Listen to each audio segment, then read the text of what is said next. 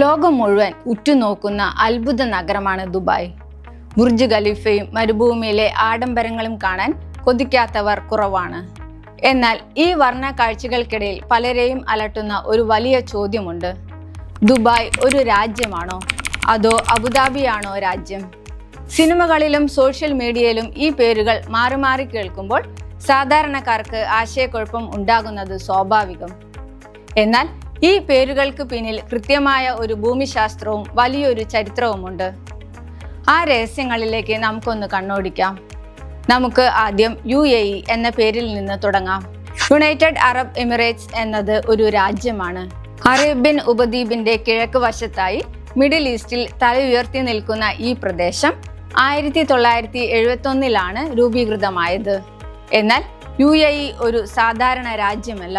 7 എമിറേറ്റുകൾ കൈകോർത്ത് പിടിച്ച ഒരു ഫെഡറേഷനാണ് ഇത്. അബുദാബി, ദുബായ്, ഷാർജ, അജ്മാൻ, ഉമ്മുൽ ഖുവൈൻ, റാസൽ ഖൈമ, ഹുജൈറ എന്നിവയാണ് ആ 7 എമിറേറ്റുകൾ. ഓരോന്നിനും അതിൻ്റെതായ ഭരണാധികാരിയും വ്യക്തിത്വവുമുണ്ട്. ഏകദേശം 83,000 ചതുരശ്ര കിലോമീറ്റർ വിസ്തൃതിയുള്ള UAE വലുപ്പത്തിൽ പോർച്ചുഗൽ അല്ലെങ്കിൽ ഓസ്ട്രിയ പോലുള്ള രാജ്യങ്ങൾക്ക് തുല്യമാണ്.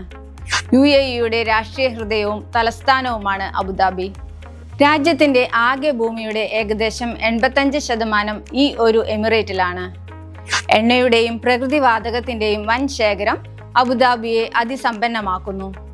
ശാന്തമായ ജീവിതശൈലി, വൃത്തിയുള്ള വിശാലമായ റോഡുകൾ, സാംസ്കാരിക കേന്ദ്രങ്ങൾ എന്നിവയ്ക്ക് പേരുകേട്ട അബുദാബിയാണ് UAEയുടെ നടത്തിപ്പിൽ ഏറ്റവും നിർണായകമായ പങ്ക് വഹിക്കുന്നത്. ലളിതമായി പറഞ്ഞാൽ UAE എന്ന വണ്ടി ഓടിക്കുന്ന എഞ്ചിനാണ് അബുദാബി. അബുദാബി കാരണവരാണെങ്കിൽ ദുബായ് ആ കുടുംബത്തിലെ ഏറ്റവും മിടുക്കനും സ്റ്റൈലിഷുമായ മകനാണ്. വലുപ്പത്തിൽ അബുദാബിയേക്കാൾ വളരെ ചെറുതാണെങ്കിലും ലോകത്തിനു മുന്നിൽ UAEയുടെ ബ്രാൻഡ് അംബാസിഡർ ദുബായ് ആണ്. ബുർജ് ഖലീഫയും ദുബായ് മാളും ഈന്തപ്പനയുടെ ആകൃതിയിലുള്ള പാം ജുമൈറ ദ്വീപുകളുമൊക്കെ ദുബായിയെ ടൂറിസത്തിന്റെ ആഗോള കേന്ദ്രമാക്കി മാറ്റി.